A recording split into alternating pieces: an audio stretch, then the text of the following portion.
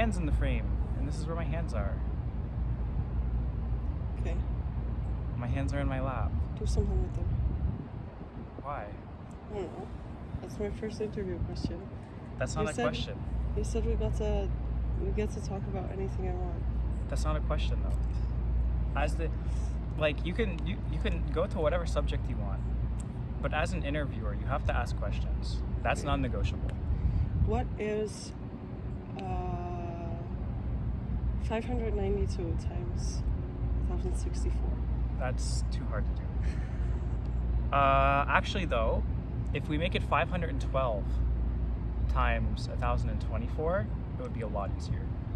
Okay, Why? so that's because they're both powers of 2. And actually, one is double of the other. So it's, wait, did you say plus or times? Times? Times.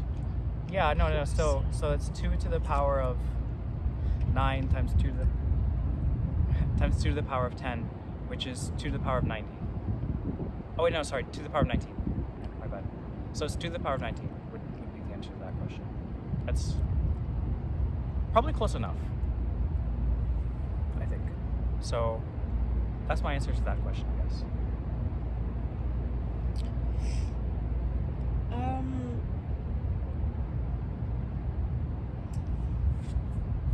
If you could choose a couple of things in your life that you want to outsource,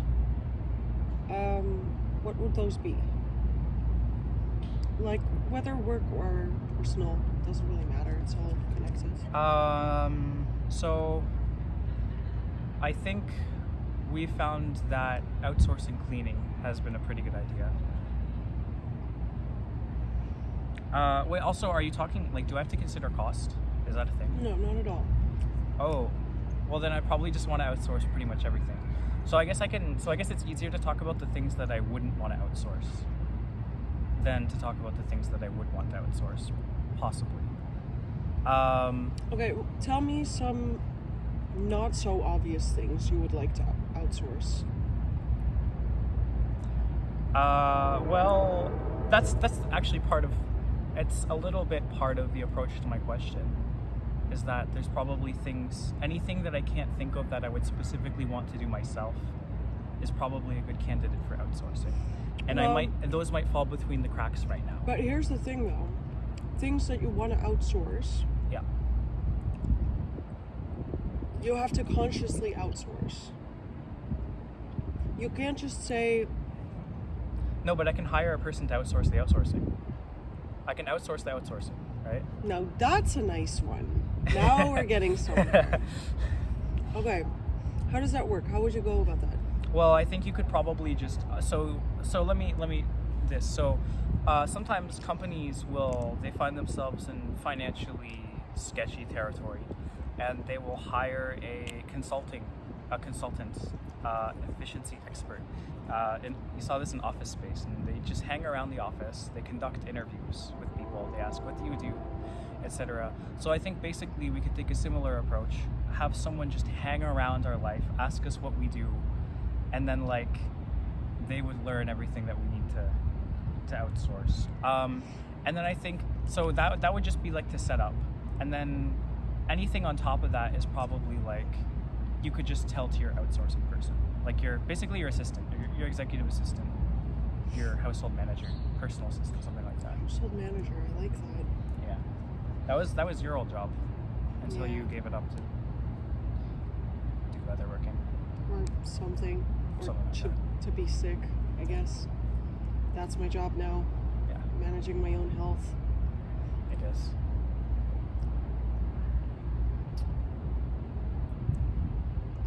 Do you think that's realistic to have For someone us, come no. in? Okay, so I think it's realistic to have someone come in, especially if I'm at the office.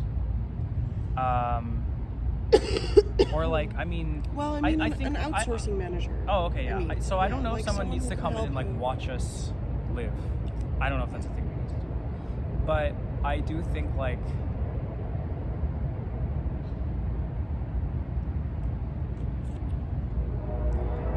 How would you go about doing this if you can't hire an outsourced consultant? doing what? figuring out what you want to outsource and whatnot? I think what you need to do probably is you need to look at what you do in about a month. I'd say a month is anything that you're going to outsource on a regular basis probably happens at least once a month or maybe every couple months. So I think what you need to do is what you could start is by, I mean, you could even start by looking at what do I do in a day, what do I do in a week, what do I do in a month, and what can I get rid of that somebody else could do that would make my life easier, that I could pay other people to do. And like, so I do think a lot of these things are like, some of these things might be a little harder in the sense that like, you can't like, let me think of an example. Doing laundry maybe is something that's like, there's no like, I mean, you can get like pick up laundry services or something, but like as far as I know, there probably is, and you could definitely pay someone to do it. Oh, You yeah, could for sure. definitely pay someone It's to not come that in expensive. and do your laundry, right? No, I'm not talking about pickup service. I'm talking about like we could pay somebody to come in and Oh, do our yeah, laundry. But if we're already paying somebody to come in and do our laundry, it's probably not some kind of laundry specialist. They might be able to pick up other miscellaneous household tasks, depending on how flexible the person is. I think probably somebody who's a fan of like not working for a boss could probably pretty easily be willing to do something like this, because the hourly pay would be good, and it would be pretty minimal working, and we're pretty chill. Well, it might be part of household, for example. Just you have a housekeeper who comes by, let's say, twice a week, Yeah, and they also do a load or 2 or 3 of laundry when they're also there. yeah, I think that's something that Some could fit in. I folding. think Silas even probably would offer that service if we paid for it. Obviously, Yeah. I don't think I would want to pay whatever rate he's asking for, but No, and I think that's I actually found that really interesting when you talked about the an outsourcing consultant. yeah. So I mean, think we could be our own outsourcing consultant a bit more, maybe. Yeah. But it basically comes down to like thinking a bit more clearly about what you want someone else to do and whatnot. yeah. So when Silas came in, he just came in and he said, "What do you want me to do?" And we were like, "Clean our house." I mean, I'm gonna give you a secret. At the bottom line of it, the underlying thread between all of it is simply executive functioning, and coming in, understanding the entire picture, and knowing how to organize these things and make them more efficient. So that's what efficiency experts and like consultants do, and it's also what it's just what managers do, what CEOs do, etc. So basically, we would need a person to come in and understand their situation, and then create a plan based on that. Or we can come in and Yes, we can also do that. observe our situation. So I think basically the only difference, what I'm saying is, it's not that these people necessarily have some kind of divine knowledge that we can never ascertain for our own mortal selves. It's the fact that they know how to sit down and organize it all. Yeah. And so if we think, wait, we should just sit down and organize it all, Yeah. I think we can basically just skip the middle step. Yeah, but if we had a, let's say, a personal assistant or a virtual assistant or something like that, someone who just helps us a couple hours a day or a couple hours a week or something with some tasks, then this is probably also something we could do with them. So maybe it's a little bit different than a consultant, So I think, but to help us organize things. right. Basically. Well, I think an interesting part of this whole executive functioning idea, it kind of is that, like, if we did have a virtual assistant or a personal assistant, that becomes part of our household as an organization, right? And Yeah. so what that means is that that's another thing that needs to be factored in whenever we're considering how everything is run. Yes, absolutely. So, yeah. Yeah.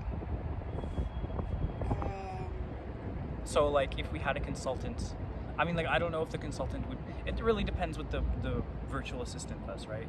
If the virtual assistant's job is to just do menial labor and they're working virtually from India or Thailand for $5 an hour, if that, then I think they're not a great candidate for helping us to manage our household, like managing our household. They're Right. people who are more appropriate for taking little tasks, preferably that are low risk. Yeah. Although I don't know if that would be super interesting in our case.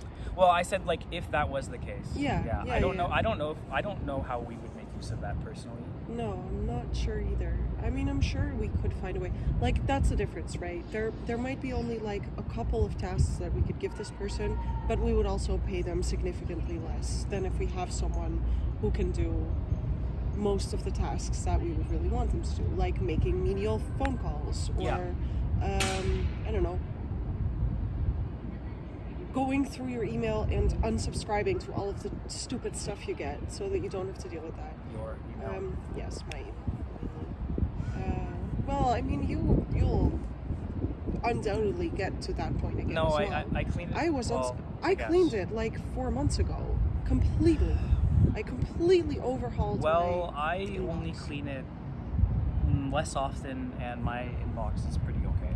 I unsubscribe to stuff a bit more regularly. That's all. But it's something I could save up and let an assistant do, I guess. Although that feels like that I in mean, my they case, could that would do be that. more mental No, effort. but they could even. A personal assistant is someone you have regularly, so Okay, they yeah. could do that as part of their tasks, basically. Yeah. They could do things like make a food plan and order groceries. That would be very helpful with my silly medical situation. Yeah. No, for sure. And I mean, they could even do the groceries, maybe, depending on their pay grade and all that. Yeah. Well, Probably. and depending on how physical they are. Like if they're just a Yeah. virtual assistant, Yeah, of course. then they No, can virtually it's do the probably. I groceries. think but- anybody who were. Well, yeah, it really depends on the level Yeah. that we're looking to get some help on, because I think like, yeah, I don't expect the managerial skills of somebody who is willing to spend an hour at the grocery store to pick up our groceries to be excellent. And if they are willing, then it's probably because we're paying them a lot to do it. Because like if you have the skills to do that kind of stuff, why would you spend your time doing groceries? Unless you Well, just really like varied work, I guess. Okay, but what is that higher level stuff that you talk about? This organization and knowing what we need and factoring that in and kind of adjusting plans and stuff. Yeah, And okay, basically okay. being like but an I think there can be a invested- bit of a. I think there can probably be a bit of an in between there. Like what you're talking about now is really just like an efficiency consultant, basically. Someone who really comes in and observes us and figures it all out themselves. But I think there can be a bit of a step in between that and figuring everything out ourselves. That could be we figure it out together with our assistant, and like we figure out that we want someone to do laundry and we also want someone to come in and do housekeeping. And then we want them to find us a housekeeper who can also do our laundry and communicate all of our needs with that person. Yeah, I don't know. It's a little, it's kind of abstract. I think if we're gonna go further into this, we probably need to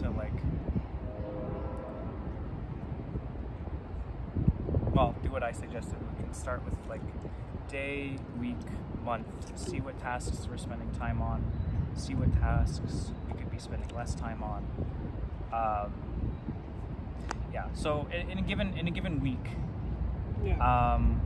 Let's see. I'm working all the time. Going to and from the office. Can't outsource that. Can't Well, you could outsource. take Ubers. Can't outsource going to It's the a little gym. bit faster.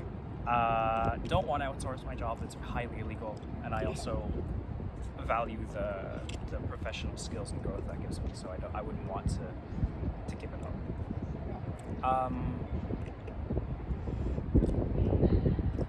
Let's see. Yeah, you've really kind of already outsourced everything. Yeah, pretty much.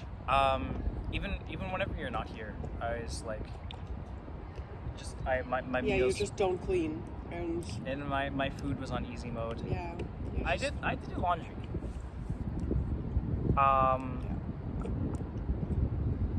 But yeah, a little bit. Yeah, I mean that's kind of the life of somebody with ADHD. Is that I think they're very naturally inclined to outsource or avoid everything that they're not interested in doing. Yeah.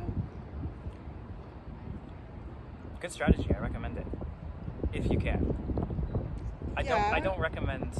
Except if you don't keep house because you're ignoring that thing that you don't want to do.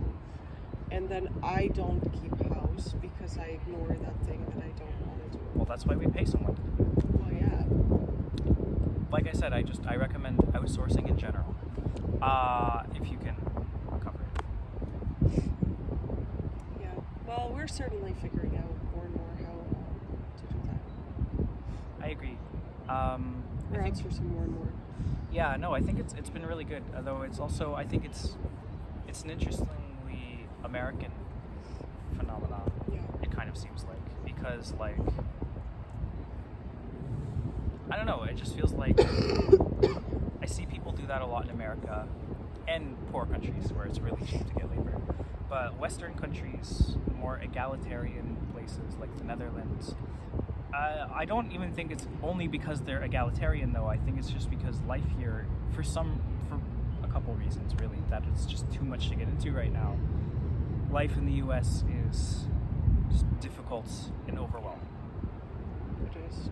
And so that's why we've started outsourcing. Yeah. It was just, and you know. you were Although getting we're sick. definitely outsourcing things that I would have liked to outsource in the Netherlands as well. Like just households, which obviously for most people is the first thing they outsource. Hiring a housekeeper. Yeah. I imagine. Yeah. I remember. I didn't read the whole book. But what's that one book called? The 4-Hour Workweek by Tim Ferriss. I couldn't with this book after this guy kept filleting himself about how he's such a genius and he really abuses the rules and that makes him a smart person and not just a little annoying shit. What kind of stuff did he do? Well, I can tell you the one thing that really I found to just be like, okay, dude, you're not smart, you're not cheeky, you're annoying. Is he basically went on a diet or whatever, right? That minimized his weight, get the most water out of his system as possible before doing the weigh-in for a fighting tournament. And then also, he may or may not have. But yeah, I think that basically. This is really normal, by the way. Is it? Yeah, literally everybody who does fighting tournament is jumping rope just before the match to lose as much water weight as possible. So they get put in a lower category, as low a category as possible. Well, either way, I mean, if that's his great example of being efficient and smart. Yeah. Then, okay, well, anyway, but he did mention. So it's either something that is already sketchy, or it's he did okay, but something that's. I just that really didn't everybody like his already tone does. in the book. Yeah. Whether that's a valid example or not, I really didn't like his tone. No. I think it still is a valid example. No, that's what I'm saying. The things he does are either already sketchy, or there are things that everyone else also already does. I mean, I think you're saying that a little early after hearing one example. No, but that's what I get from okay. what you've been saying. No, but he did. No, I wanted to bring this up because I think he actually did have something interesting. Okay. And he mentioned, this is actually where I first heard of the term virtual assistant, because he apparently outsourced his 40-hour-a-week job to virtual assistants and said he was working 4 hours a week. I don't know the specifics. I doubt he really went into the specifics on it, which is a little bit of why well, maybe he did. I don't know. I just really couldn't get over his tone. And the fact that I spent I read this book for 50 pages and he didn't actually talk about anything useful. He just kept filleting himself, like I mentioned. It really disappointed me that this is such a critically acclaimed book. when I just read it and I was like, this sucks. But whatever, I digress. I'm just a critic. Yeah, and I do have to say, if you've only read the first 50 pages, I do think... I know you've mentioned before that self-help books spend the Yes, first all 50 of these pages talking about authors how do this awesome way. they are and stuff, Yeah. but like, No, but I actually think that like some of the most well-celebrated self-help books, you'd probably do a lot better just reading like a good summary. well, I don't know, because Because you would have gotten the just outsource everything, basically. every self-help book says the same thing though. It's just the fact that they repeat it over and over, and the fact that like maybe they say it in some permutation of words. Yeah, well, that's why That I say makes you it should quick. just read a good.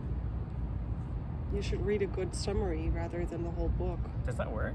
Also, like, For it doesn't me, really, it yes. doesn't really stick for learning though, I don't think. That's not a problem if you're intelligent enough.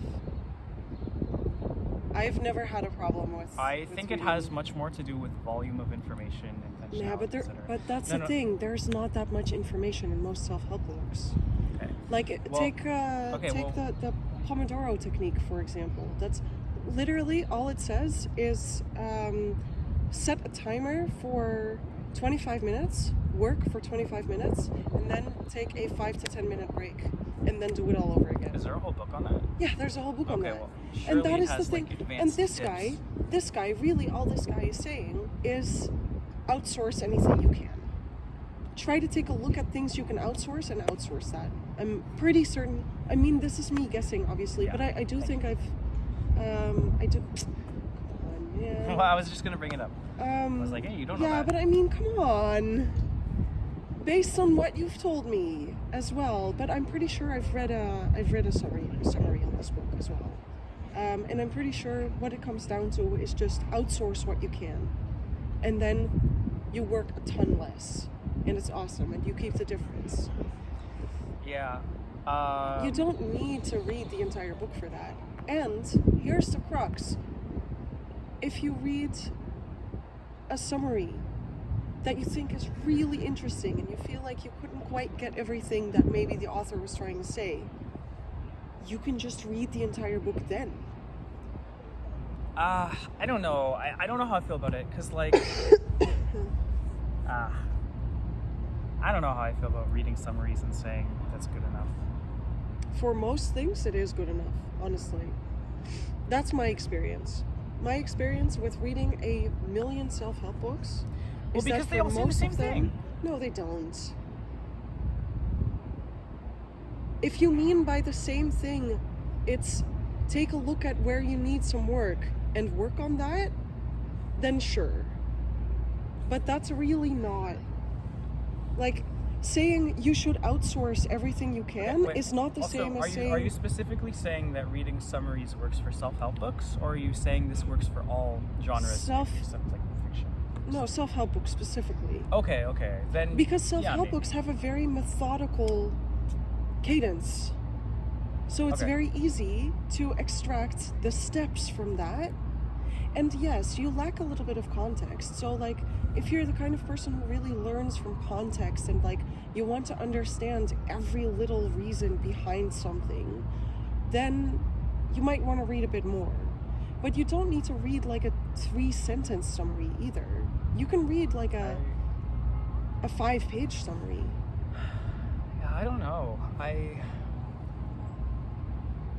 Okay, if it's specific to self-help, then that's definitely like, I'm much closer to It works agreeing for with a your claim. lot of books. But I don't know, yeah. I mean, sometimes that context is important. It also depends like a little bit on what you're trying to do with the book. So Yeah. if you've decided that you want to outsource something, and then you're reading a guide on, you want to outsource things, and then you're reading a guide on how to outsource a bunch of things, Yeah. then like, obviously a summary is pretty good.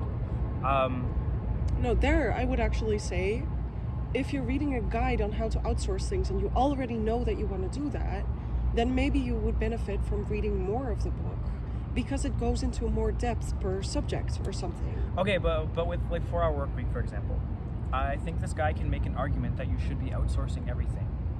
But like if I just read that, oh, outsource everything, I'll be happier. Like why? Yeah, okay, but then you're literally reading a two sentence summary. No, there's a huge Okay. difference. There's a huge difference between reading a summary this long and reading like a couple pages of summary. You can condense a lot of information from a big book. Okay. All right. But this is coming from someone who has been reading self-help books. I've been reading self-help books since I was like 14 or something. And I've read many, many of them. And for me, I know that like often these things can get lost in all of the blah blah blah. Or I can't make it to the end of the book from all the blah blah blah. And with a lot of things, it's perfectly fine to just know the summary. Like with the Pomodoro method, they tell you this is how it goes, and this is why you should be taking so many breaks in between your work. These are like the benefits. Like you don't really need an entire book for that, unless you're a person who takes in information very slowly. Okay. I'm not so experienced in the self-help genre. I can't say I've actually even read an entire full self-help book. Yeah. I've That's read true, a little bit of actually. excerpts from like 2 different ones, so I didn't know this was the conversation we had when I went into it. I wouldn't have been saying anything, honestly, if I knew that what we were talking about was specific to self-help books, because you have much more expertise. Well, I mean, I said that, but also, I mean, like, what other kinds of books are out there, really? Like, it doesn't work for fiction for obvious reasons. Yeah. I don't think it works for very complex books, like Jordan Peterson's books, for example. They really already kind of are a collection of summaries because they're a collection of essays. So there, a summary doesn't really work. I think you could consider Thinking in Bets to be a self-help book. Yeah. I don't think that should be summarized.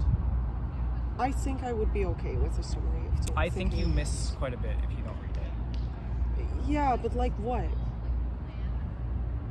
Like, it's also, here's Because the thing. in Thinking in Bets, wait, listen, in Thinking Yeah. in Bets, you are adopting an entire, for most people, not for us, for most people, you are adopting a radically different mindset from the one that you already have. And if you're doing that, you need to understand where it's coming from. Okay, but here's the thing. I'm speaking from my own experience. And self-help books are never radical for me, really. Okay. There's a very slim chance that I'm gonna run into a self-help book that like So are you saying radically people in changes general my should be, attitude do you or thinking. think generally speaking self-help books should be summarized then, or I'm just not sure what your claim before Well, I is. don't know. I'm saying that it works for me, Okay. and I think that it would probably be good enough for you, and I think it would probably be good enough for a lot of people who are already like intelligent and wise enough for this strategy. But you need some kind of baseline, sure. I don't think everybody should be reading summaries of self-help books. Like, if you just don't understand what's going on, if you read a summary, then that obviously doesn't work for you. I can't comment. I really can't comment. I've never read a self-help summary book. I've only read one full self-help book, and arguably it was actually an intro to behavioral economics, not a self-help book. Yeah, But the that makes idea it that you maybe can a just bit different. bypass all the middle steps and come out pretty much just as good. No, because it's not you're- about bypassing the middle steps. It's about condensing all the steps. You're not gonna leave out a part of the book. Well, no, of course. That's not what I meant. Well, Obviously, I don't think a summary just throws out parts of the book for fun. that's what you said. Oh my May not be what you god. meant, but it's what you said.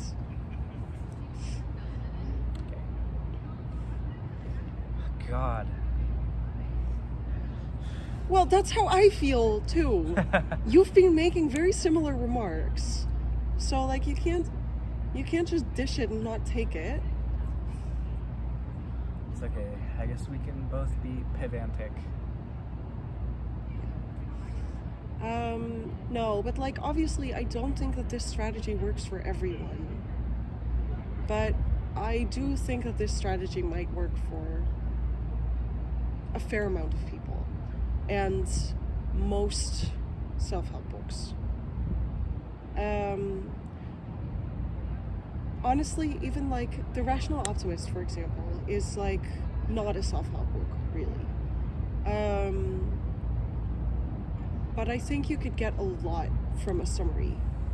So if the question is between not reading that book and reading a summary, you should definitely just be reading a summary. Well, yes. Well, you But say I yes feel and like- roll your eyes, but you have not gotten past the first part of the book. So you are exactly the type of person I'm talking about here, really. Well, first of all, I read the first part of the book when I was like 16.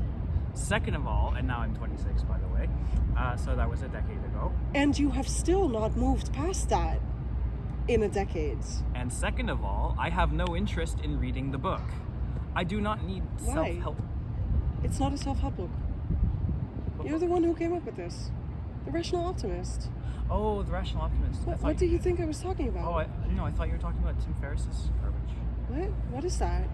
4-Hour Work Week. Oh no, it's not.